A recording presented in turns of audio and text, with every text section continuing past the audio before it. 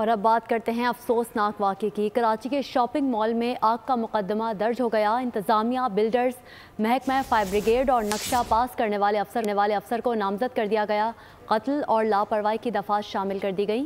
F I R کے مطابق نقشہ غیر قانونی طور پر منظور کیا گیا۔ مال میں فائر سیفٹی اور ہنگامی اخراج کا راستہ نہیں تھا۔ فائر بریگیڈ نے ناقص میٹیریل کے باوجود این او سی جاری کر دیا۔ کراچی کے شاپنگ مال میں آگ کیسے بھڑکی؟ عمارت میں پھنسے افراد کو کیوں نہ نکالا جا سکا؟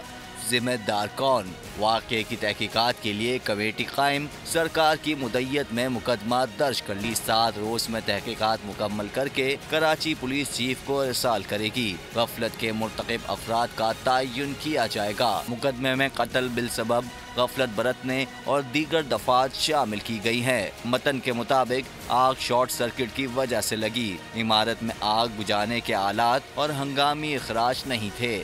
عمارت کی تعمیر میں ناقص مٹیریل کا استعمال کیا گیا۔ نقشہ پاس کرنے والے اداروں کے خلاف جانچ ہوگی۔ گزشتہ روز راشد مہناز روڈ پر قائم شاپنگ سینٹر کو آگ نے لپیٹ میں لے لیا تھا۔ حادثے میں جھلس کر اور دم گھٹنے سے 11 افراد جان کی بازی ہار گئے تھے۔ فائر بریگیڈ نے شاپنگ سینٹر میں آگ بجھانے اور شہریوں کی جان بچانے کے انتظامات کو ناقص قرار دیا تھا۔ سبسکرائب کریں اور بیل دبائیں تاکہ کوئی خبر رہ نہ جائے۔